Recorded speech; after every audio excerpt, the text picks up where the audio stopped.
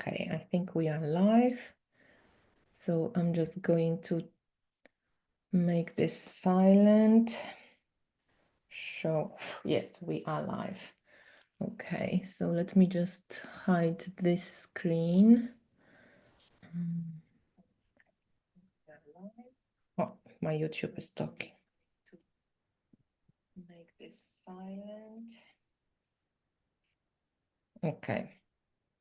So I'm just going to ask people if anybody's here to let us know if we can be seen and heard. That would be really, really lovely if anybody let us know. I know that there is a delay, and also I'm not sure if anybody got here yet.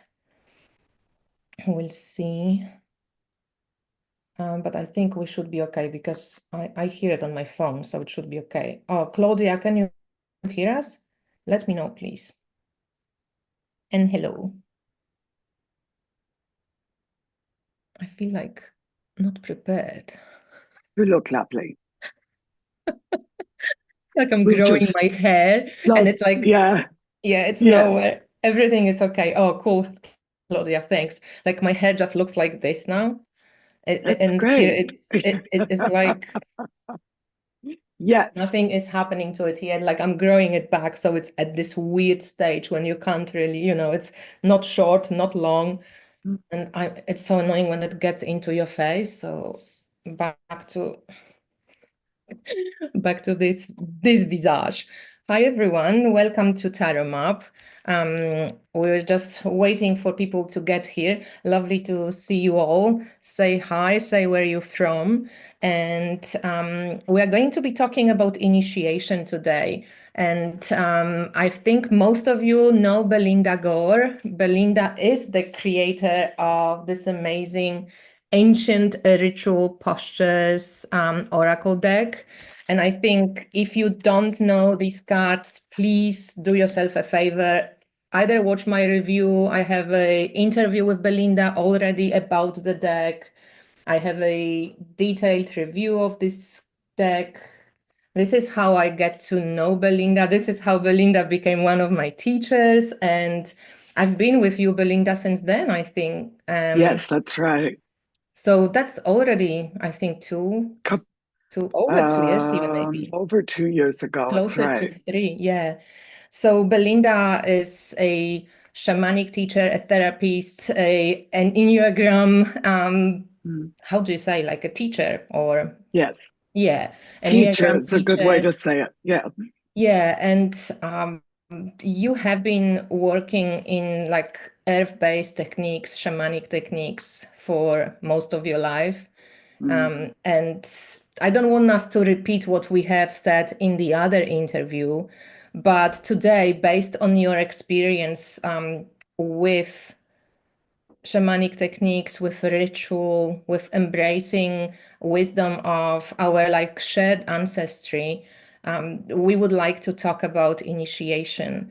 And if you allow me, Belinda, just like a quick astrological Oh, input please. before we Yes. get into presentation. Hi, Saskia. Um, oh, nice to see you guys here. So astrologically, since 2020, and I would probably say until 2030, we are really in Mhm. this 10 and in a decade of huge changes.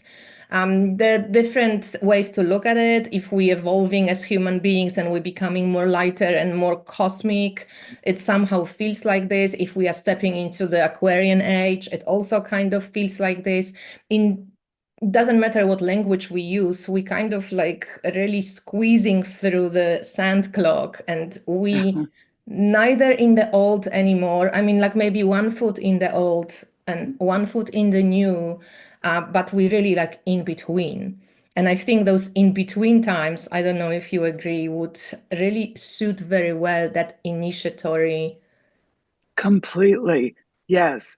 Because people sometimes get a little glowy eyed around being an initiate as though that's some elevated position. And it is, except when we become initiates, that is, when we go through an initiation.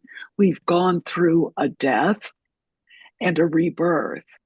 And so the process of initiation isn't gentle, and it usually isn't just immediate. It is indeed a process in which we change. And we're so much in a time of change. We've gone through several stages of changes already since 2020. And here we are. We've waited for the age of Aquarius, and here it is. And it's a challenge to a lot of people, while also it holds the promise if we do our practices, and that's the key. We become initiates by doing our practices, and our practices take us through the, what did you call it in Sand the clock. hourglass? That's right. Yeah, yeah. Uh, we squeeze through those challenging times, and we emerge different, affected by what we've gone through. So we want to support each other in how do we get through that tiny passage, conscious, clear, and ready to be reborn. Exactly. And also not to scare anybody, like we lived through 2020, right? Yes, Like the change just happens with us, to us, but to remind ourselves that we also co-create. So 2020 for some right. people was really horrible, for other Mm-hmm. people was really empowering, for some other people was like really enlightening, for some other people was like really like death, and people experience a lot of loss. I think as a humanity collective, like we lost a lot of personal touch and connection, and somehow we seem to Mm-hmm. be rebuilding it now as well. Mm-hmm. And I read somewhere, which I thought, I just wrote it down, that initiations serve to reinforce cultural or community values. And I think this is now like I feel like a swing is going the other way, when a lot of us really crave connection in physical world. A lot of us Mm-hmm. like make it like really a priority to spend Yes. time with people where you live. We still Mm-hmm. enjoy our online connections like we do now, which 2020 allowed us to do because it Made was it never possible, this. right? Yes. Exactly. And now it's a little bit like we really make it a value, a priority to make sure we have real friends. We have Mm-hmm. real friends. I mean, like in real life, when you're sick, somebody can bring you a soup and you can connect with people. Right. And it's like really important. And I feel like through these years that, we are in, these cultural and communal values are Mm-hmm. shifting, and they're going to be still, they adjusting, and we're finding our volumes more or Mm-hmm. less, etc. But I think until 2030 we are really going through these initiatory years. And just for this 2025, for anybody who doesn't know anything about astrology, don't worry about it. I just want to mention that this is a very special year because it just never really happened like this before. We have on March 30th Neptune changing signs into 0 degrees Aries. On May 25th, so just like a month later, Saturn 0 degrees Aries. Mm-hmm. On June 10th, next month, Jupiter 0 degrees Cancer. And then July 7th, Uranus 0 degrees Gemini. Those Mm-hmm. planets move really slowly. They have very different orbits. For them to like gather all together and change. This is a big initiatory movement celestially into something new, into some new And beginning. Pluto just has gone into Exactly. Aquarius for the first time in what, 260 some years, Exactly. just in December, I think it was Yeah. final, wasn't it? Yeah. And 0 degrees Aries is the beginning of the beginning of beginning of a whole new cycle. So, with two major planets moving into 0 degrees Aries, and we've got fire and air now with the Yeah. big planets instead of earth and water, which is also, you know, Yeah. uh, waking up, having the energy to now undertake new things. But Kasha, I want to even talk about Y2K. So that was 25 years ago. But I remember how the whole world was freaking out because we were going to enter the new millennium of 2000, and none of the computers were going to work, and our entire social structure was going to crumble. I mean, people were really afraid.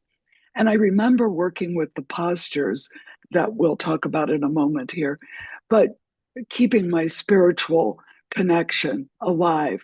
And one of the big messages I got was that for as long as humans have existed, when we stay connected with the spirits, with our spiritual guidance, we've been all right. There have always been humans who make it through that tiny little sand clock tunnel. Um, and so it's not to be afraid of. It's just to say, don't get lazy, Belinda. This is the most important time to remember things like meditating and building communities of people, that we support each other during times like this. It's just the tap on the shoulder that says, this is the time. Do it. You've been preparing for this your whole life. Let's do it now. And also, I think the communal, the values that are becoming more important, more and more we want to go back to that ancient wisdom, to the Mm, wisdoms of people who were usually, abused, that these cultures were abused and mistreated. And yet there's mm, so much richness and wisdom and beauty that we all can like really learn from. And I think restoring that wisdom is maybe also part of like your work mm, in mm, one way. And also, I think it would be an important part of how to keep humanity on Earth and yet also cosmic, because I think mm. we are both. Both and So yes. I wanted to just move through the deck. I don't know how Mm-hmm. many of you guys have the deck. If you're here and you have the ancient ritual postures, you can tell us, or if you've never seen the deck, you can also say. But I wanted to say and ask you some questions. So in the deck, we have all these different groups, right? Like there's Right. metamorphosis, initiation, etc. So when we pull all the initiation cards, like how did you choose the cards for the initiation or the postures for the initiation? Yes. Can you just say the process? Yes. Random or? So I've been working with the postures for 40 years, and my teacher, Felicitas Goodman, started working with them in the early mid 70s. And when we find a posture, an artifact in the artwork of Indigenous people from around the world, we discover its use primarily by practicing it, by using the really simple ritual that we use um, to get ourselves ready, to set sacred space, to calm ourselves, meditate a little, and then assume the posture ourselves and have a sound, rattling or drumming, to activate our nervous system so that the posture, I think, activates certain meridian points in the body. That's a Chinese medicine way of thinking about it. It activates certain aspects of our entire body, especially the nervous system. And then we open to what Felicitas called the alternate reality or the world of spirit.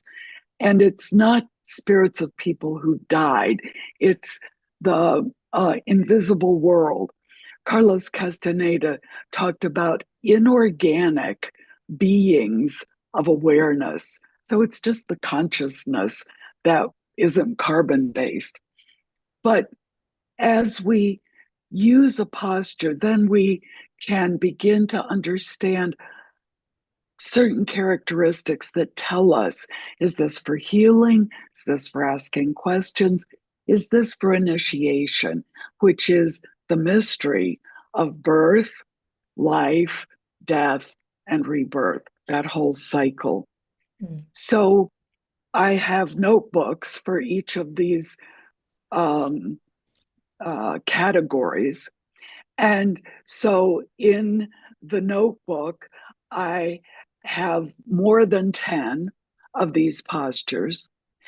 And I selected 10 that really spoke to me and that define being born, living, going through the death cycle, and being reborn, and being guided through the death cycle and rebirth. So I just selected 10 that I thought tracked the cycle fairly well. And then those were the ones that I chose to include in this particular deck. I'm working on a new deck so that I can include more postures. This deck has 52. Yeah, yeah. And it's really interesting, since I've been studying with you for the last over 2 years, because Belinda runs those online ancient ritual postures, and a couple of you studied with us as well, on and off. And I really think this is like such a interesting practice to meet once a month. It's not overbearing, it's not too much. And just practice the simple shamanic journey with the posture, with the way you also introduce the ritual. Is the whole kind of 2 hours of like sacred embodiment. And I Mm-hmm. really want to like honestly like share my appreciation for it, because it's Mm-hmm. just like I found it really valuable. And then the sharing between people, like that sense of community, I think it's really beautiful. So when we think of initiation, and I know that you projected, you created a presentation for us. So maybe, if you don't mind, maybe you can tell us a little bit from shamanic perspective, from your own Sure. experience. How do you view initiation, and how does initiation and initiatory times like these ones help us to, or what would help us to, like move smoother through these Yeah. times? Let me see. I'm looking for my little arrow. There we go. Um, so these are just initiation postures from the Ancient Ritual Postures deck. And these are timeless teachings. That's one of the things Kasha and I talked about, is that the beauty of this teaching is that we have postures that are 35,000 years old. I mean, that's incredible when you think about how old Egypt is and then go back even longer.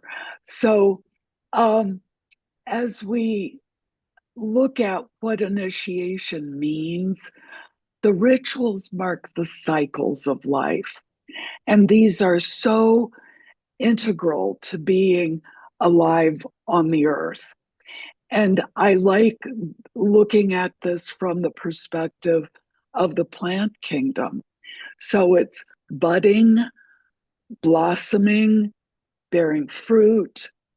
The fruit falls off, it decays, the leaves fall off, there's barrenness, it goes into the earth. And then sometimes the fruit sprouts as a new thing, or the tree itself is reborn in a different way. But we see cycles like this around us all the time. And I think it's important for us to learn to see the parallels in our own lives.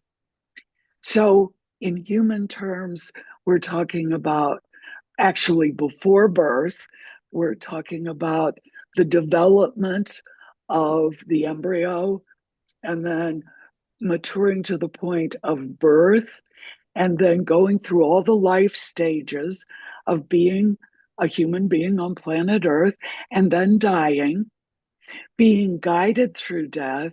And then what does rebirth actually mean? So when we're talking about um, this whole process of initiation, we want to remember that it's all of these things. The purpose of initiation is to require us, the initiate, to use our inner resources that we've developed through practice and our spirit connections to face whatever a next step might be and walk through a portal. And as we do that, we enter a new way of being. And sometimes, actually, that portal might be as dramatic as being born. And sometimes initiation, it's like what you're saying, Kasha, may take a decade.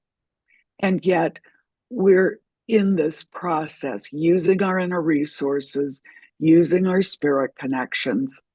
And we have to be willing to let an old identity die so the new identity can come forward. I always like the metaphor of a snake.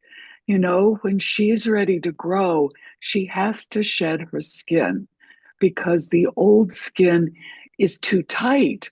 She gets to the point that she just can't grow. And so by shedding that old, this new phase of becoming is possible. So when we talk about death, I like thinking of shedding an old identity.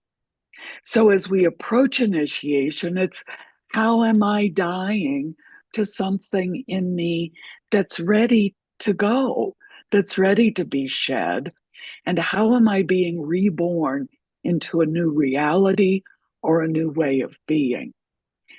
I wanted to show everybody a few different cards. Um, the Lady of Thessaly, Thessaly is around Old Greece. She, you see that she has sort of a bird head. And when we first did this posture, um, a group of us, a number of us became mermaids. And I was one of those people, and I was sitting in this pose on the rocks in the sunshine by the sea as a mermaid, and the world was new. Um, there in the book that accompanies the cards are poems, but also oracle suggestions. So the oracle for this card is feel what it's like to be voluptuous and beautiful. Find the pulse of the creative fire within yourself. Hold the purity and innocence of new beginnings, and let the mother live in you in all her magnificence. If you see, she has a little halo crown over the top of her head. And this is a tree or plant sprouting. Here's the new world coming into being. So another one is Ishtar, Ishtar and Inanna, Astarte from the Mediterranean area. Um, and she has a little crown on her head that I think is very similar to the horns of Hathor, an Isis figure who was really the earlier aspect of this goddess. Um, so here's all this lushness, and there's even the rooster, the cock crowing in the morning of the new beginning. And this little figure has a ruby in her navel and gold earrings. So the guidance for the oracle is allow yourself to be alive with beauty. Give yourself over to creativity and new birth. Honor the sunrise of each new day, and don't hold back from dying or from generation and rebirth, which is really what dying makes possible. Mm. Another fiercer version of this goddess energy is Sekhmet, and she's the Egyptian goddess of war and battle. But she's powerful in a beautiful way. We see the serpent and the disk of the sun over her head. She is a lioness, so she has this cat-like feature of her face. Um, there is quite a large statue of Sekhmet in an art museum near where I live, and I can just stand in front of that and be with her. Her eyes are so powerful, even in stone that's thousands of years old. So she challenges us and she says, are you ready to choose the path of transformation? What does it mean to you to be a warrior? So it's rising to the challenge, not to make war, but to be fierce in our ability to face what comes our way. Find what helps you to center and anchor your awareness. And in our experiences with her, she always says, don't go into battle just to fight. Just be really clear about what it is that needs your fierceness. Center yourself so that you're focused and so you're capable to embrace the courage to face your fears. Because as we learn in many ways, the biggest battles are within ourselves and with the things we project our fears upon. Which is So so find, interesting, if I can just interject with the segment, sure, because when Neptune and Saturn change signs, they go from Pisces, which is ah, the compassionate, watery right, energy, into Aries, more the right, warlike or passionate, fire, creative fire energy. But Neptune is the compassionate one. Neptune is the yes, mystic. So I think when you yes, combine these two, like Neptune yes, would be the compassionate Aries warrior, and then Saturn yes, would be maybe what fears we have to face.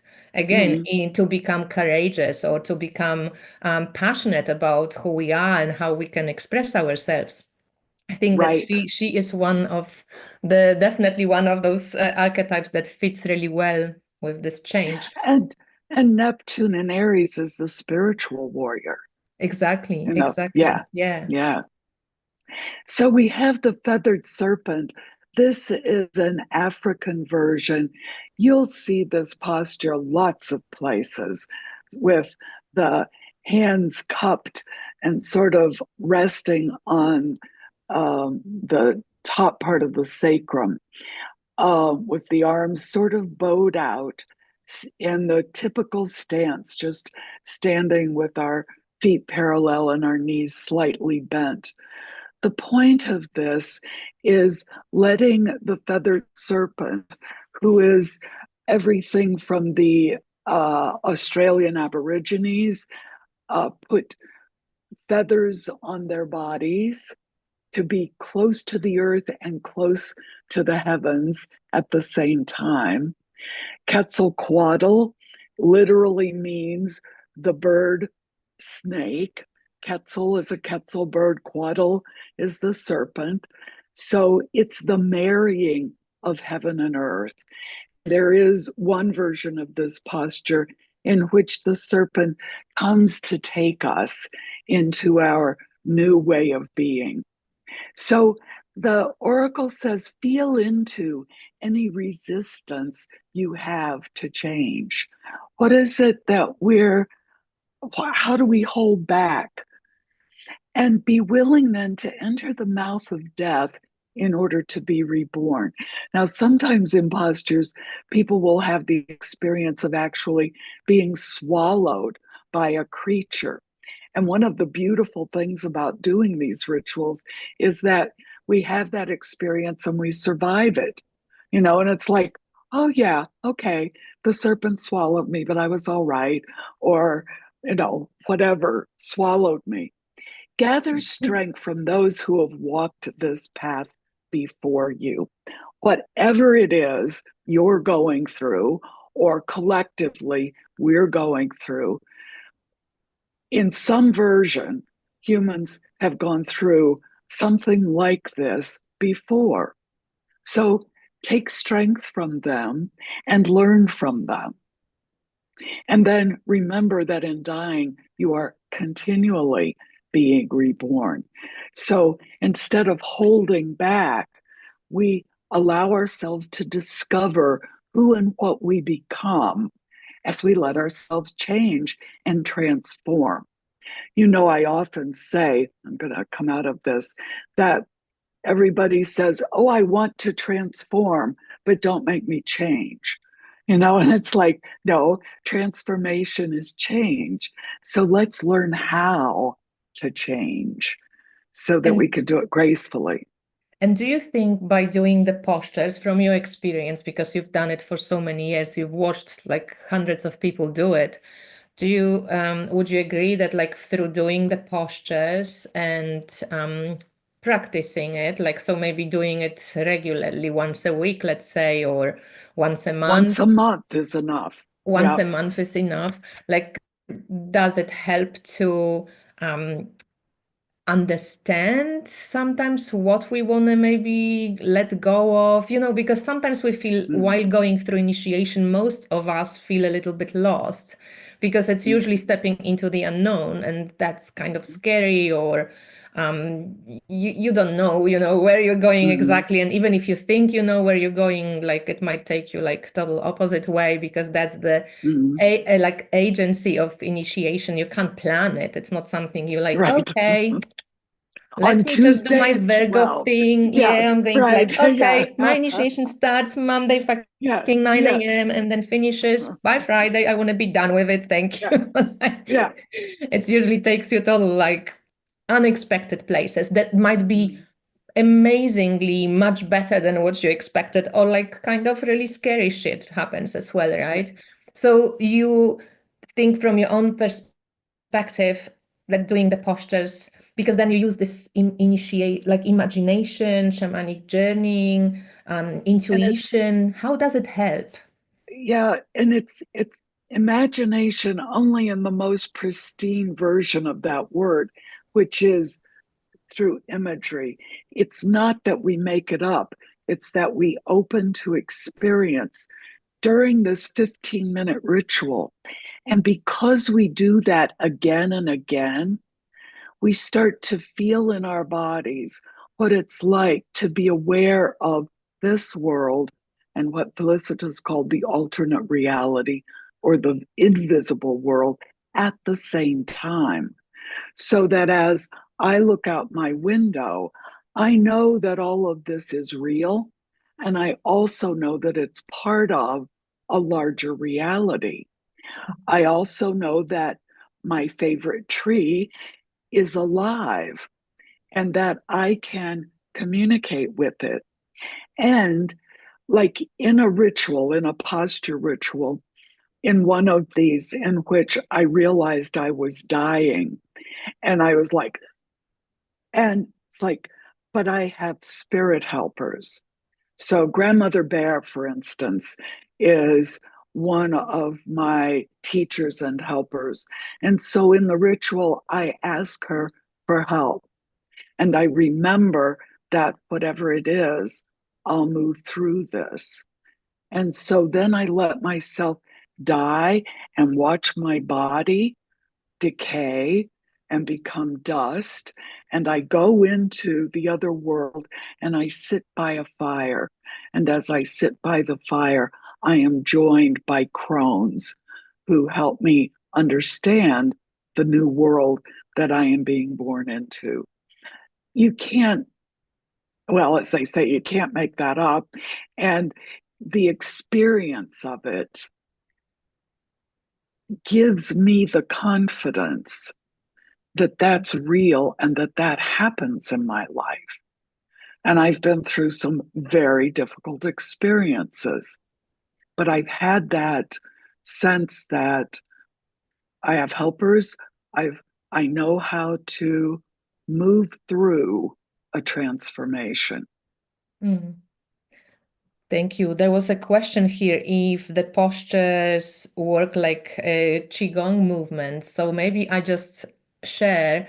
that Mhm. no, and I did respond to it, but let's say there is a posture that just is like, yeah, like the cupped Yes, posture. So right, Belinda would lead us through a ritual, like we first do meditation, quieten down breath technique. We praise the directions, we call the directions in, we create a sacred space. Everything you get, like you can try it also. We will be organizing just one class for people. It will be very affordable, $25.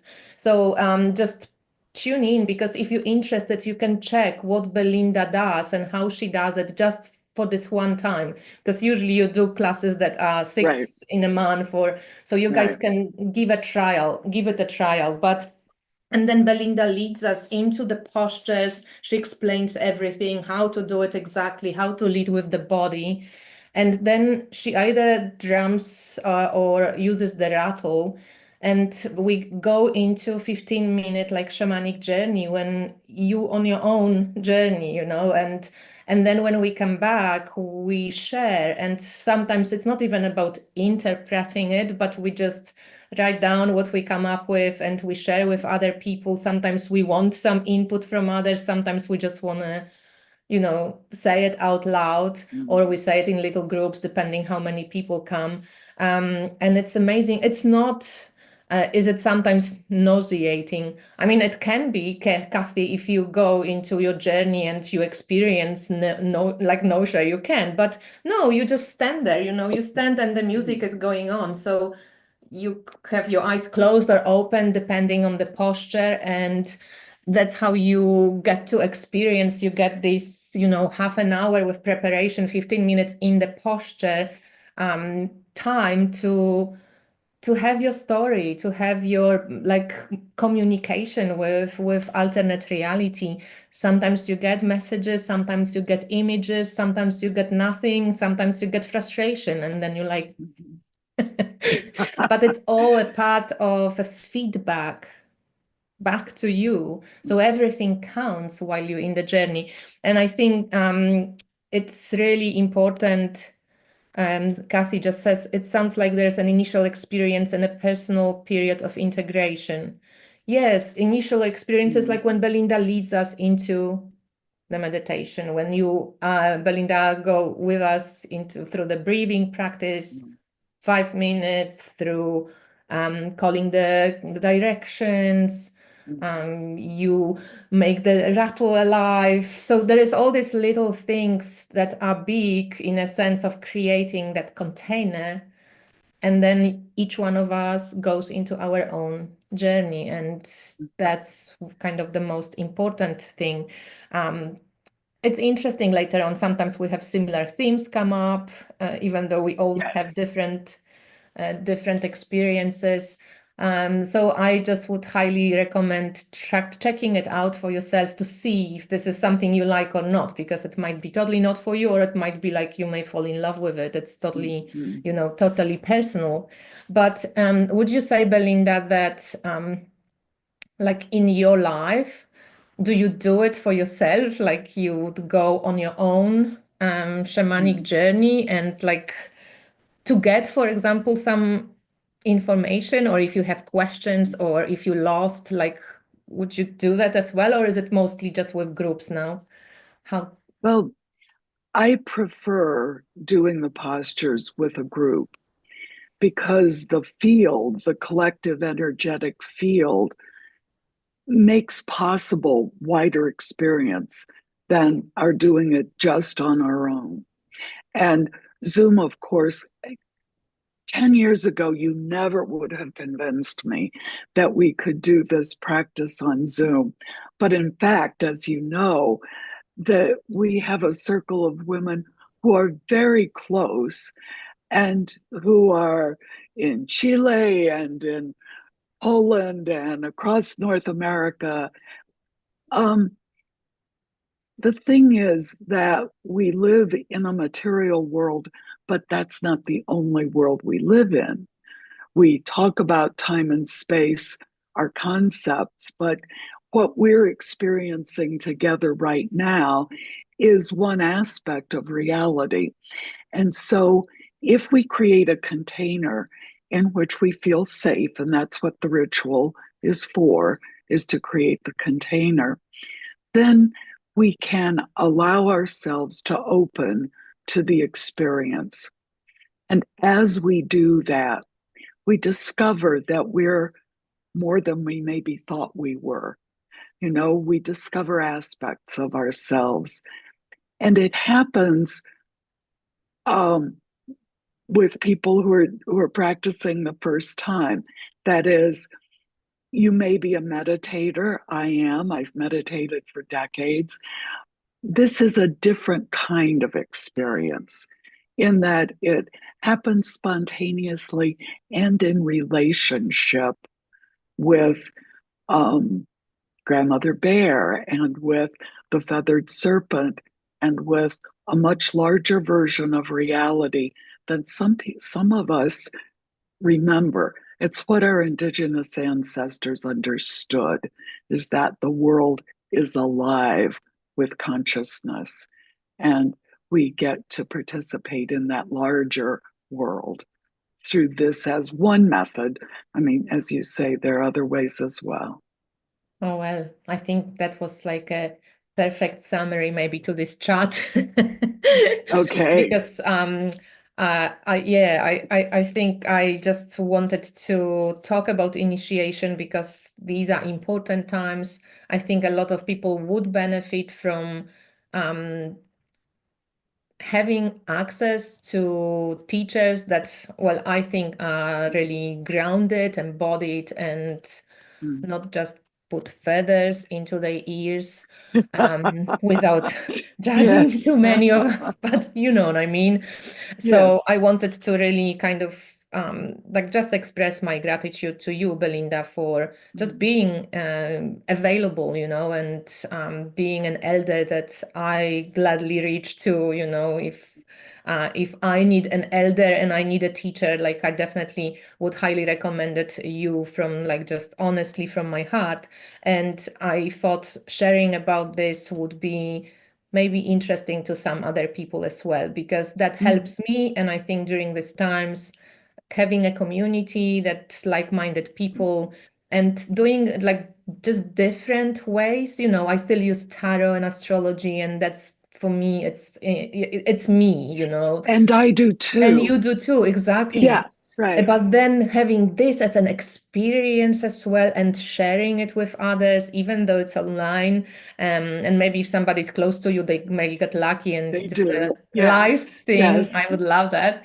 But yeah, I think that was just my intention for this chat to share about this. And we are going to organize this class. It's going to be on Saturday, 15th of February. So just in about a week and a couple of days. And it's going to be 11 till 1 Eastern time in America, or 5 till 7 European time in the afternoon. So 17 till 19 our times. And that's just a workshop. It's going to take 2 hours, Belinda, like our regular Yes. meetings. Yes. 2 hours. It's, And yeah. how do people register for that? I'm going to link your just the payment. You can pay by Okay. Venmo or use PayPal. If you're in America, you prefer Venmo, right? Yes, I do. Because it doesn't probably take so much money from you as PayPal does. But Hmm. if somebody is abroad, you may want to do like I can't do Venmo, That's so fine. yeah, people might Yeah. do PayPal. It will be $25, so a perfect just opportunity to try out if this is something you like, if this is because you can do it yourself if you have your cards.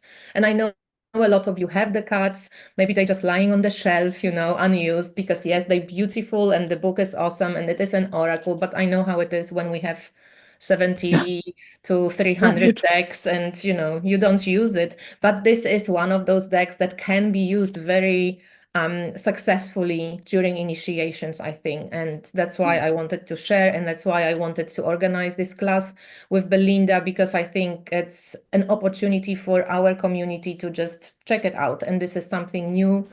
And if they like it, then maybe they can join at some point the longer classes. You know, this year we Right. closed up, but You Yeah. might want to create new Well, classes. and you asked, Um, how do I have classes because it gives me the opportunity also to, I have two groups a month.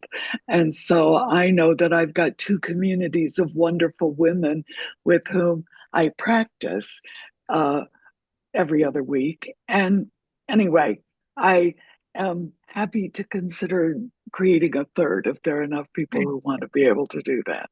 So yeah, I highly recommend it. And I think it helps me also in a way. I mean, I do live magically, but I think for anybody who feels like, oh my God, I'm stuck somewhere, or like even though I love my job, but I'm doing very kind of a day-to-day regular job, and I crave a little bit of like magic in my life. I think these classes Mm, open us up to just receiving and remembering that there is that mm, alternate nice reality. And word. you Mhm. have a vision. Do you remember like at some point, like we had a vision, and I don't know, I had like, let's say, woodpecker, and then I go out and oh no, and then woodpecker flew into my window and actually Yeah. died. It's weird. I Oh, was like, oh my God, like I had a vision like a week ago with the woodpecker in it. Like, what does mm, it mean? And sometimes I still don't know what it means, to be honest, with the woodpecker. But it was very strange. And you suddenly start seeing that the veil between the realities, it's not so solid mhm. as we tend Not to so think. separate. We think we're Yeah. separate and we're not. We're so interlinked. So I think, yeah, it helps also create like that your own interpretations of symbols. Mhm, mhm. You start thinking magically, you start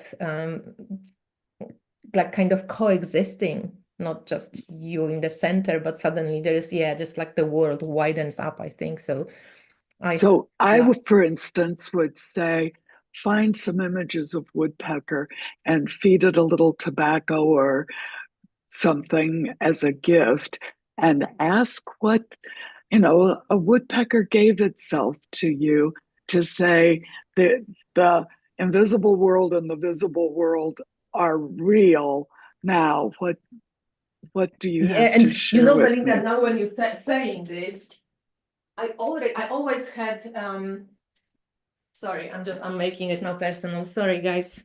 We finished the chat actually, but I want to share something. This is woodpecker skull, and Oh my this is too. gosh. And I used to do not used to do, like I found a dead owl at some point, and I kind of, this was my first shamanic experience of Wow. working with a dead animal. I Yes. remember taking the owl. It was like a car hit.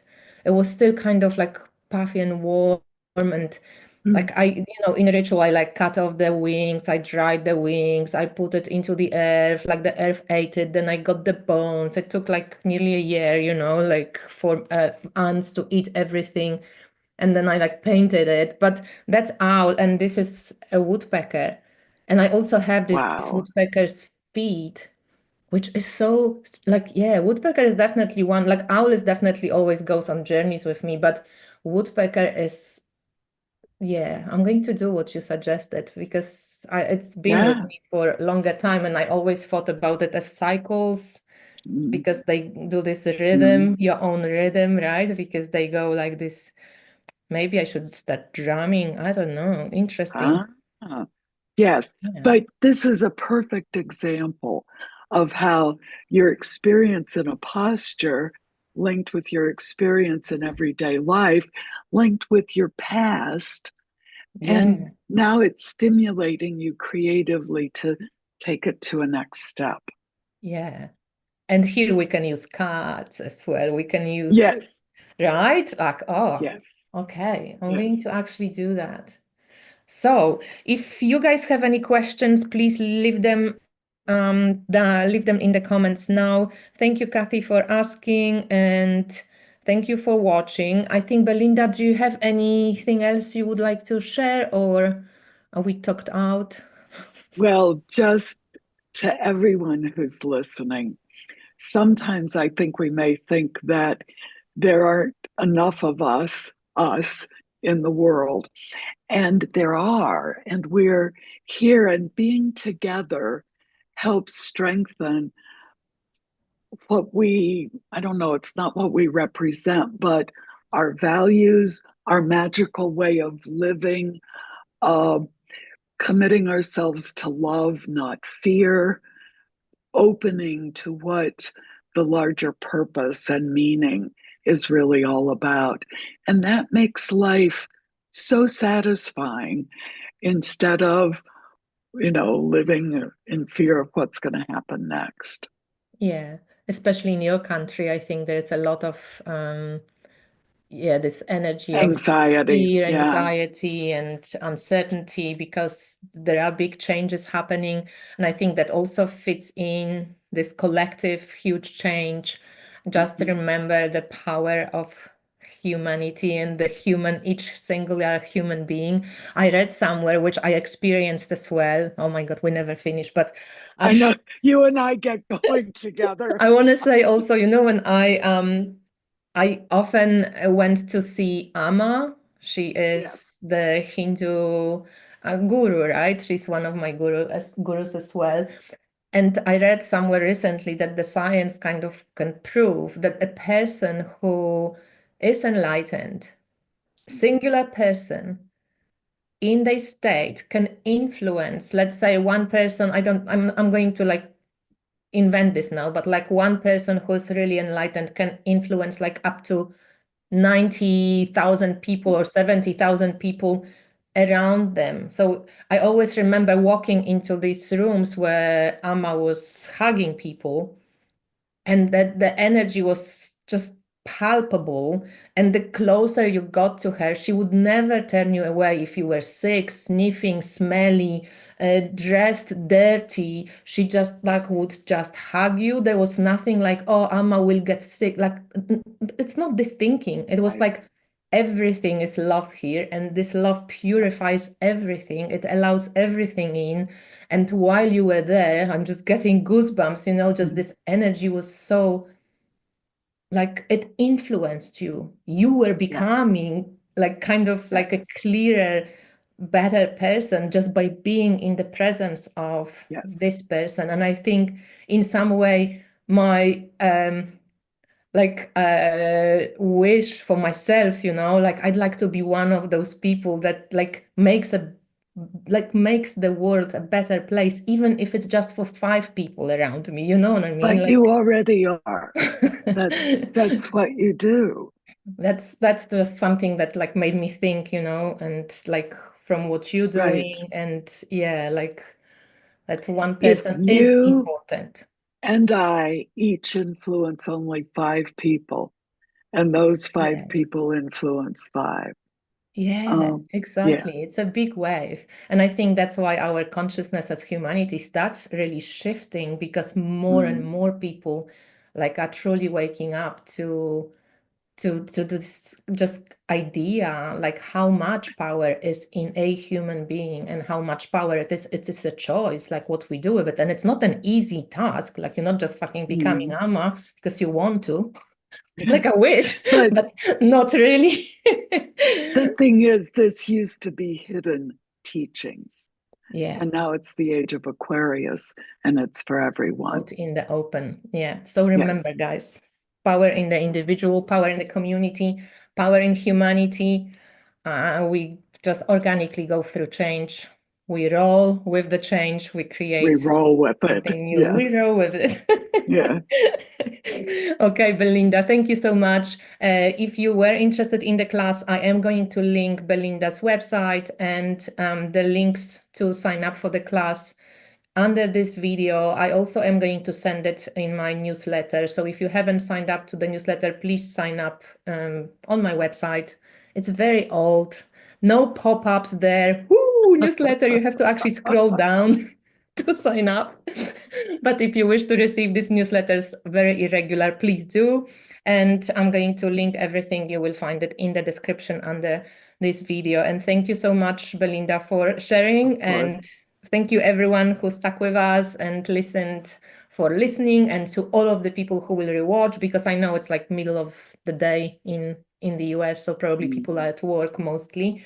But saying hello to everybody, thank you again, and I speak to you soon, guys. So let's sign off here. Stop the Stop the YouTube. No.